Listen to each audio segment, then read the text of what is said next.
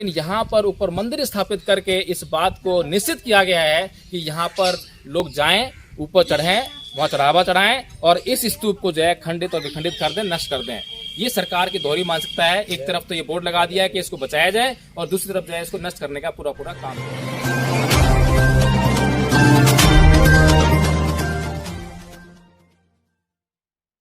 जय भीम, नमो साथियों। हाँ, 12 किलोमीटर साथियों, आज हम आए हैं संकिसा और संकिसा का महत्व जो है बहुत बड़ा है, क्योंकि यहाँ पर तथागत बुद्ध आए थे और तथागत बुद्ध ने जो है त्रिपिटक का 1/3 भाग उपदेश, जिसे कहते हैं अभिधम्म पिटक का जो उपदेश है, यहीं पर दिया था। और यहाँ पर इस बात का महत्व बहुत बढ़ जाता है, क्योंकि त्रिपिटक जो कि 3 भागों में बटा हुआ है, विनय पिटक, सुत्त पिटक और अभिधम्म पिटक जो है। तो विनय पिटक और सुत्त पिटक के बारे में हम जानते हैं, लेकिन अभिधम्म पिटक के बारे में बहुत कम लोग जानते हैं, जो कि चित्त और चैतसिक अवस्थाओं पर आधारित है। साथियों, यहाँ पर ये जो स्थान देख रहे हैं आप जो है, ये एक स्तूप है और हम जानते हैं कि जहाँ जहाँ पर भी बौद्ध धर्म से जुड़े हुए महत्वपूर्ण स्थान है, वहाँ पर जो उस समय के जो शासक रहे हैं, उन्होंने स्तूप बनाने का कार्य किया। कहीं पर कुछ धातु रखे गए, किसी बौद्ध भिक्षु की जो हड्डियाँ होती थीं या कुछ भी उनकी जो धातुएँ होती थी, उनको उसमें रख कर उसके ऊपर स्तूप का निर्माण कराया जाता था, या फिर वहाँ पर किसी न किसी पर्पज़ को लेकर जो है स्तूप का निर्माण कराया जाता था। तो हम यहाँ पर आए हैं और यहाँ पर एक स्तूप हमें दिखाई दे रहा है, जो कि बहुत ही छिन्न भिन्न अवस्था में है। यहाँ पर हमें बहुत प्राचीन काल की ईंटें दिखाई दे रही हैं और बाहर एक बोर्ड लगा हुआ है, जिस पर भारत सरकार ने लिखा हुआ है कि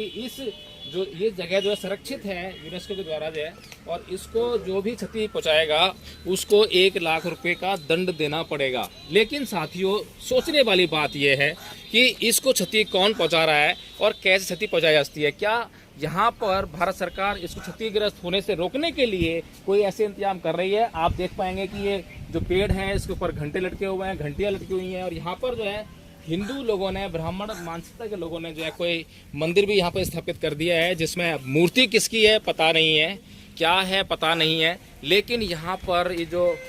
जिस तरीके से यहाँ पर ये हो रहा है सब कुछ जो है, उसमें बहुत ही ज़्यादा मतलब ऐसा लग रहा है कि इसको छिन्न भिन्न करना और जो छिन्न भिन्न अवस्था है उसको और भी जो है छिन्न भिन्न करने का प्रयास किया जा रहा है।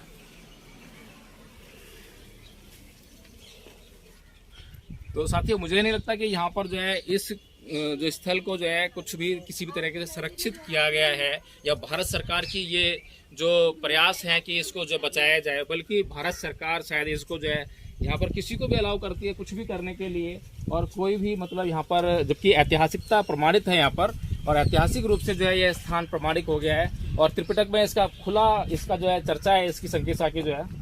लेकिन यहाँ पर चारों तरफ जो है एक तरह से कब्जा किया गया है, और कब्जा ऐसा अंधा है कि यहाँ पर जो आने वाले लोग हैं, नीचे बोर्ड लगाए उसको पढ़ते नहीं है, ना उसके बारे में जानते हैं कि ये स्थान क्या है, और यहाँ पर आकर सिर्फ जिस तरीके से हिंदू लोग जो है अपनी आस्था व्यक्त करते हैं, वहाँ पर कुछ चंदा चढ़ाते हैं या कुछ सामान वहाँ रखते हैं खाने पीने का, इस तरीके से जो है यहाँ पर ये लोग जो है वो कर रहे हैं। लेकिन यहाँ के लोग जो है उस स्थान के बारे में जानने का प्रयास नहीं करते हैं कि ये स्थान है क्या, इसका महत्व क्या है, इसका इतना विशाल ऐतिहासिक महत्व है, इतना बड़ा ऐतिहासिक महत्व है, उससे यहाँ के लोग जो हैं बिल्कुल भी अनभिज्ञ हैं। आश्चर्य की बात है, और सबसे बड़ा आश्चर्य इस बात का एक ही है, और दुर्भाग्य है इस देश का, कि इस देश के लोग अपने इतिहास को जानने का प्रयास नहीं करते हैं, पढ़ने का प्रयास नहीं करते हैं।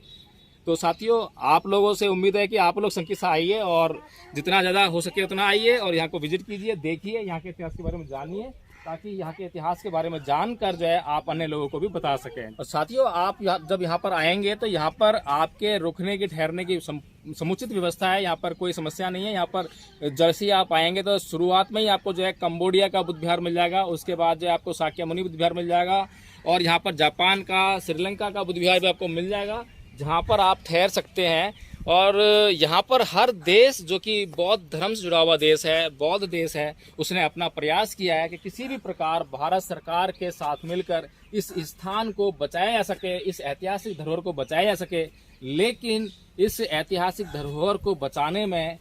जब तक सहयोग नहीं मिल पाएगा, जब तक कि इस क्षेत्र के लोग बुद्ध को ना समझें, बुद्ध के ज्ञान को ना समझें, बुद्ध के जो इतिहास है उसको ना समझें, इतिहास से अपना साक्षात्कार ना करवाएं, जब तक इस क्षेत्र का विकास हो पाएगा इसकी संभावना बहुत कम है। इसलिए जो लोग ये कहते हैं संस्थाएं चलाते हैं, बहुत बड़ी संस्था चला रहे हैं, तो उनका ये दायित्व बनता है, अगर वो बुद्ध से जुड़ी हुई कोई संस्था चला रहे हैं तो इस स्थान की तरफ उनका विशेष ध्यान जाना चाहिए और इस तरफ विशेष प्रयास करने चाहिए। सरकार को हमें नोटिस देना चाहिए, सरकारी नोटिस में इस बात को लेके आना चाहिए कि इस स्थान को सुरक्षित करने के लिए समुचित व्यवस्था की जाए और यहाँ से जो ये पाखंड का जो धंधा चल रहा है इसको तुरंत हटाया जाए, क्योंकि यहाँ पर जो यहाँ के स्थान की जो ऐतिहासिक प्रमाणिक इतिहास है उसकी प्रमाणिकता जो है वो साबित हो चुकी है। यहाँ पर कुछ भी विशेष ऐसा शेष नहीं रह गया है। किसी के श्रद्धा अगर है तो उसको जो है उचित तरीके से वहाँ पे किया जाए, और जहाँ पर जिस तरीके से अगर इसका कुछ इसकी ऐतिहासिकता निकाली जाए मंदिर की जो है तो पता लग जाएगा कि कितना पुराना मंदिर है।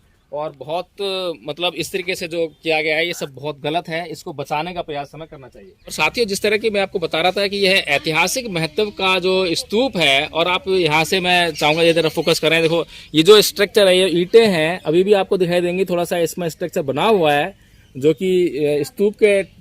उसका आकार का है। और यहाँ पर नीचे इस पे चढ़ने से पहले ही यहाँ पर एक बोर्ड लगा हुआ है, सरकार के द्वारा लगाया गया है,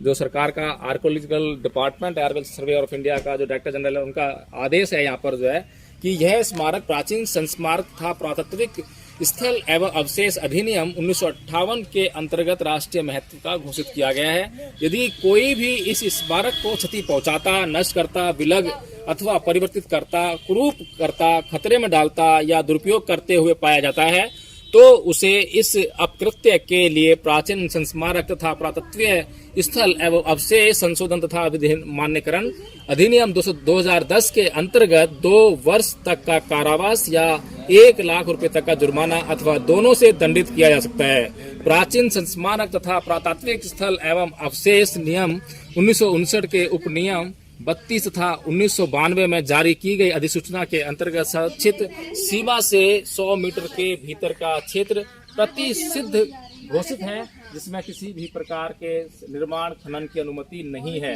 तथा इसके आगे 200 मीटर तक का क्षेत्र विनियमित घोषित है, जहां भवनों की मरम्मत, परिवर्तन तथा निर्माण नवनिर्माण सक्षम अधिकारी की पूर्व अनुमति से ही किया जा सकता है। तो साथियों, इस स्तूप पर चढ़ने तक की मनाही होनी चाहिए। इस स्तूप पे किसी को भी चढ़ने की इजाजत नहीं होनी चाहिए, जिस प्रकार की इसमें बातें लिखी गई हैं। लेकिन यहाँ पर ऊपर मंदिर स्थापित करके इस बात को निश्चित किया गया है कि यहाँ पर लोग जाएं, ऊपर चढ़ें, वहाँ चढ़ावा चढ़ाएं और इस स्तूप को जो है खंडित और विखंडित कर दें, नष्ट कर दें। ये सरकार की दोहरी मानसिकता है। एक तरफ तो ये बोर्ड लगा दिया है कि इसको बचाया जाए और दूसरी तरफ जो है इसको नष्ट करने का पूरा काम किया जा रहा है, लिखा हुआ है। और साथियों, इस स्तूप के साथ में ही आप देख सकते हैं एक और ऐतिहासिक महत्व की धरोहर, भारत की धरोहर है ये, जो कि अशोक स्तंभ के रूप में यहाँ पर स्थित है। एक शेर की आकृति का जो एक स्ट्रक्चर है यहाँ पर